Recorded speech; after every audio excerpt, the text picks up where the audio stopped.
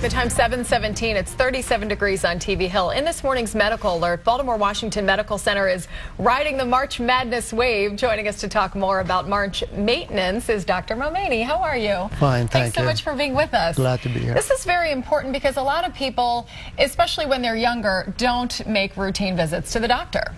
So give us an idea of, starting with your 20s, what you need to be looking for men and women. Yes, actually it's very important to start early for maintenance of your health, and the requirement is different at each stage of life. For instance, in your 20s, it's important to get some particular vaccinations for women, like HPV vaccination. Pap smears are important yearly. For men, it's important to be aware of testicular cancer and try to check for that.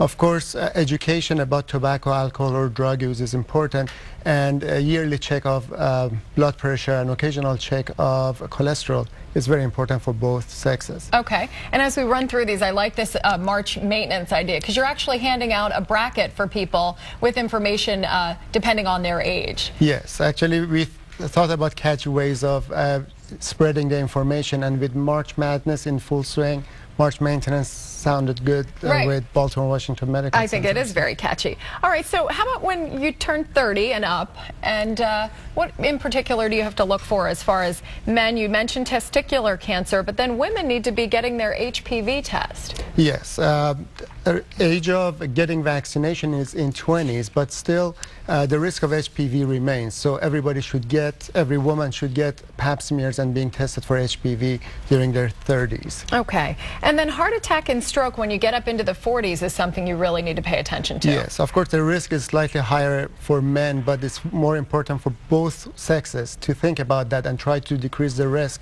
including blood pressure, cholesterol, and sugar control. Okay, and also listed we saw diabetes, cardiovascular risks, tetanus, diphtheria, pertussis, is that how that's pronounced? Yes, because of the recent surge in pertussis, it's important to get a tetanus shot that includes pertussis at various ages at this point. Okay. Once you get into your 50s, what are some of the key things you need to be looking for? Of course, the #1 test that everybody avoids is colonoscopy, but that's one of the most important tests that we need to have. The risk of colon cancer goes up as we grow older.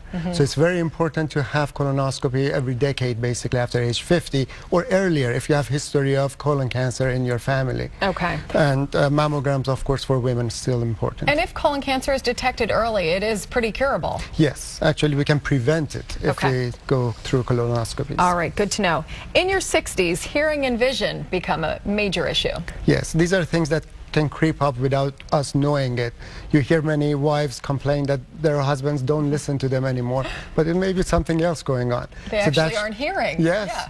So it's important to go through screening for that.